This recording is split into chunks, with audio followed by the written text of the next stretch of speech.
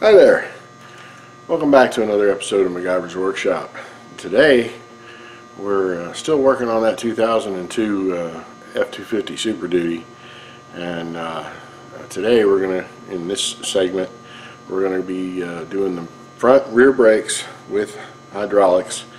So we're going to be replacing all 4 brake calipers, and the 2 back rotors are going to have to be replaced. So let's get started. Alright, so one of the first things we're going to need to do is go ahead and have our line clamps ready, because when we go to remove the calipers, obviously we're going to have to disconnect the brake line. So of course we'll clean this area off here, make sure we don't let any contamination get into the new calipers. And then what you do is you use one of these, and basically what it does is it just gently pinches that line just enough to keep any fluid from dribbling out of it, and then the only fluid you have to worry about is whatever dribbles out of the caliper itself. Now, replacing all 4 of these calipers is going to be about $200 worth of core charges, so we're going to take all these calipers off before we head down to the auto parts store. So let's get cracking. Okay, so before you get started, you can try and compress these calipers back a little bit. Sometimes you can get in through here with a screwdriver and get just enough bite on it. Kind of try and help pull that caliper in a bit, and then make sure you're plenty free there. And then go ahead and tighten this up so you don't, let any air get back through the system. We don't want that. Then clean off with a wire brush around this brake line.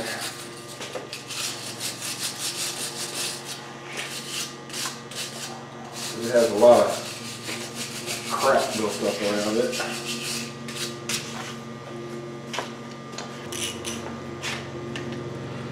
Crack that brake line loose.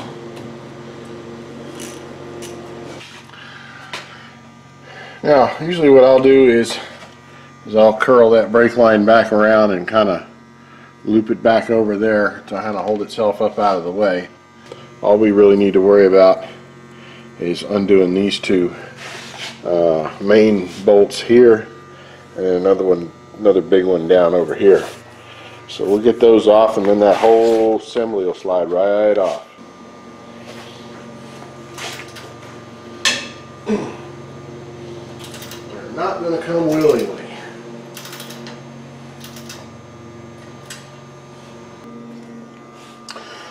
Alrighty, so we got all 4 calipers off. Those are the 2 front ones, and these are the 2 back ones.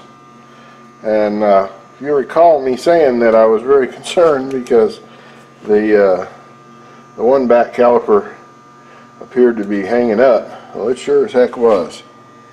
You look at that, it's just eating that, it's eating that pad down to nothing. And then that's what a normal wear and tear brake caliper should look like with the pads. And what happens is when that caliper doesn't release when you take your foot off the brake pedal, that's what happens. It keeps dragging and wearing and all that. And when that does that on one side of the vehicle, that can cause a pull or a drift when you're going down the road. So that's been doing that for quite some time. You don't wear that out in a week. So, alright, now it's time to go down to the parts house and pick up our calipers and rotors and stuff.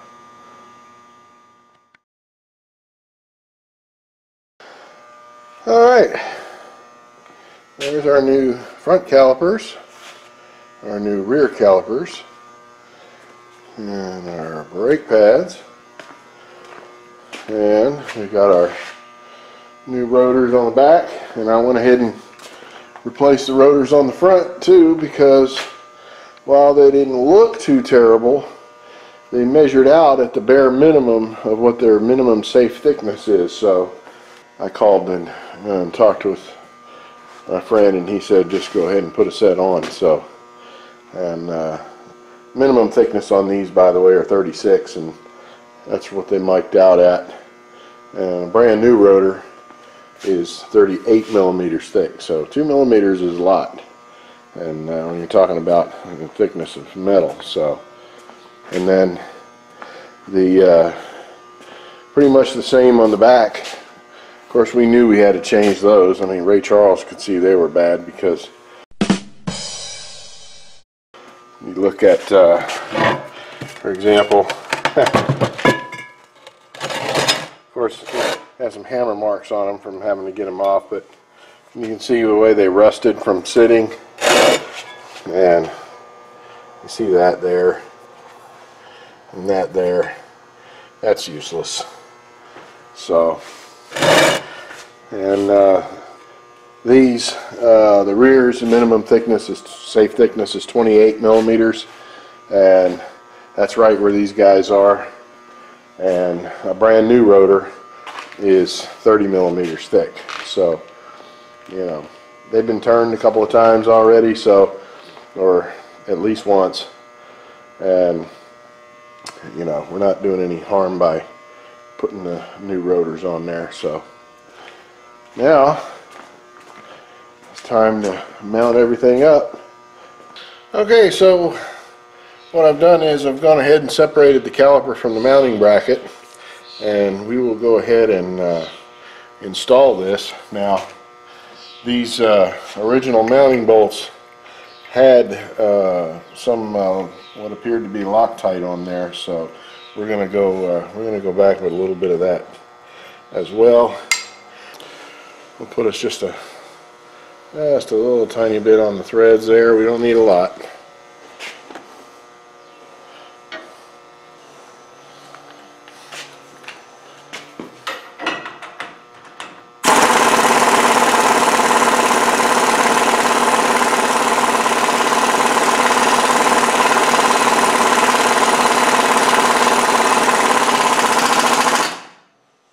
Tell that's an interference fit.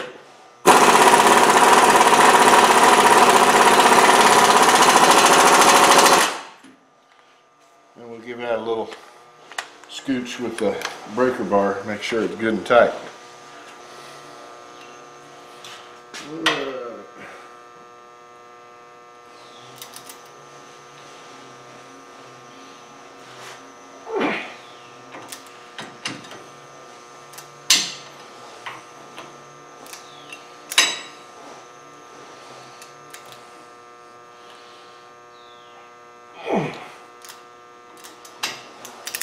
Yep.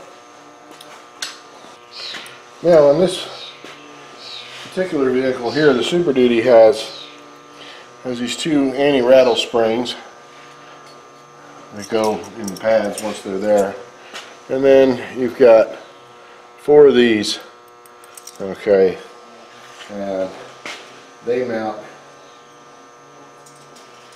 into housing like so.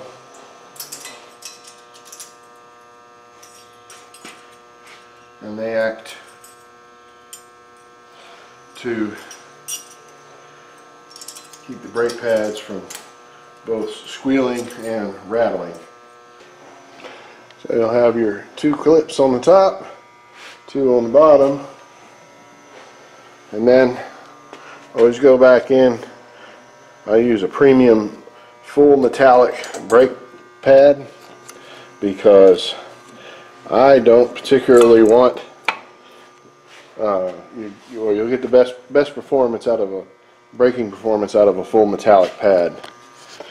And now what we're going to do is we've got these little spring clips that go on here like so, and they're going to push the pads out, but that's okay because we'll squeeze them together when we go to set the caliper on there. And then there's another one that goes right there. Alrighty.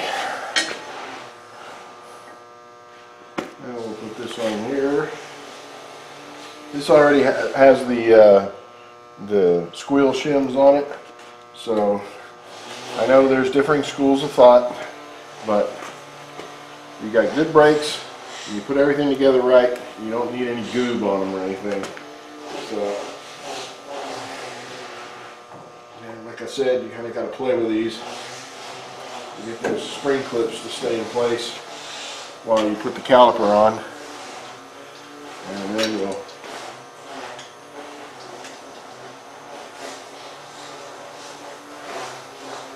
bolts in here to hold the caliper in place. Put those bolts in.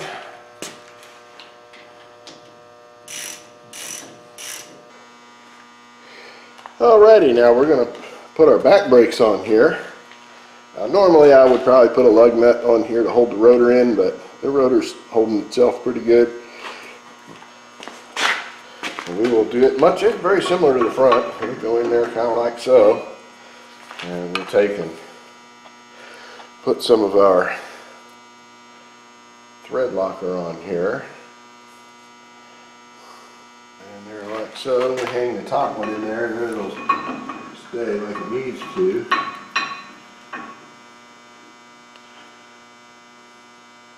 Hold itself in place while I get the other one here. Thread locker on that bad boy.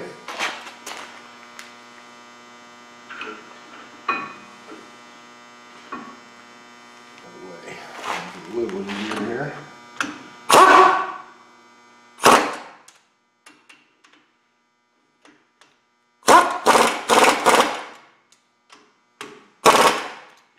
And then we'll give her another little nudge with the breaker bar.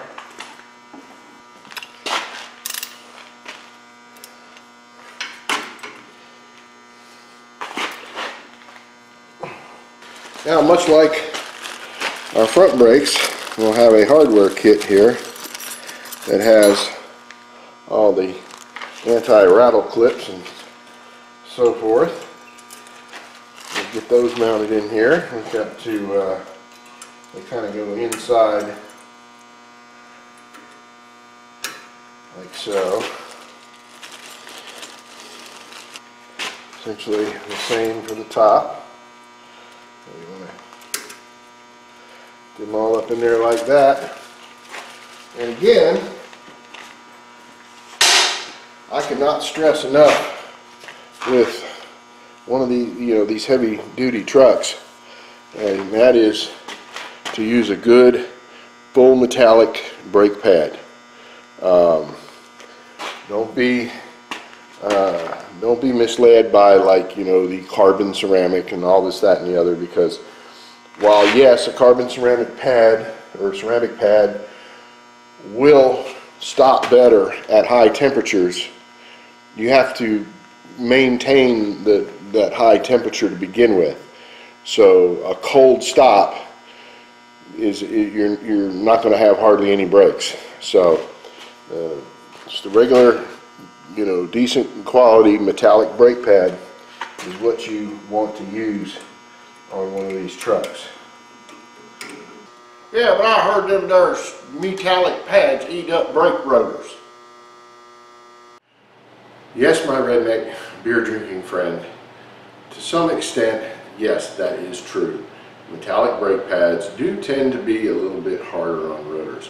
However, let me explain how that relates to real world stopping performance. Super nerd. Using my black belt level of Google Foo, it has been determined that a 2002 four-wheel drive F250 Superduty with the 7.3 power stroke diesel engine has an empty weight of 6,019 pounds. Now, that's a skosh over 3 tons, or 2,730.172 kilograms to all my YouTube friends across the pond. Now, Newton's first law of motion states that an object at rest will remain at rest, or if in motion, remain in motion at a constant velocity unless acted on by a net external force. Now, let's talk about that at-rest bit for a minute, okay? In the real world, where you have gravity, friction, etc., it takes a lot of force to move 3 tons, or more if you're towing a heavy trailer. Many diesel truck owners modified their engines to get more power out of them. Some examples would include computer modifications such as this. A larger turbocharger, and at least a freer flowing exhaust system. Because folks of your persuasion tend to love to roll coal. Now, let's consider that most trucks have a driver, sometimes tools in the back, fuel of course, and so with that, the empty weight is not always accurate. You may be up to 3.5 tons, of weight just with the truck. And if you add to that, say, a heavily loaded trailer, you could end up with a gross vehicle weight or total weight of you going down the road, of up to 14,000 pounds or more. I mean, that's like 7 tons. That is a lot of mass. Now, let's consider all that mass moving down the road at 60+ miles an hour. That's called inertia. Now, imagine some man-bun wearing millennial in a Fiat 500 vaping his favorite fairy juice pulls right out in front of you, unaware of your impending presence because he's too busy Snapchatting or something like that. Now, the force that's going to be applied to that millennial's Fiat 500 when you plow through him because you didn't want to eat up your brake rotors is called momentum. Okay? Now, calculating momentum involves a bunch of sciencey stuff like this.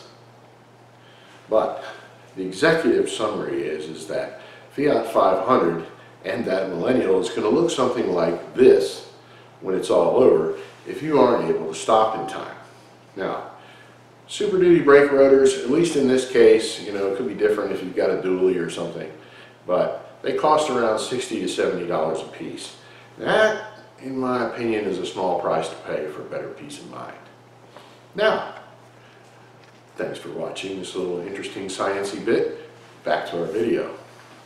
Okay, so now we are at the point of we're getting ready to be able to bleed the brakes. We have them all installed, and what I'll do is I'll leave all the brake line clamps on every brake line except the one that I'm going to be working on to start with. In this case, it'll be the one furthest from the master cylinder, so we'll do that over on the passenger side rear. So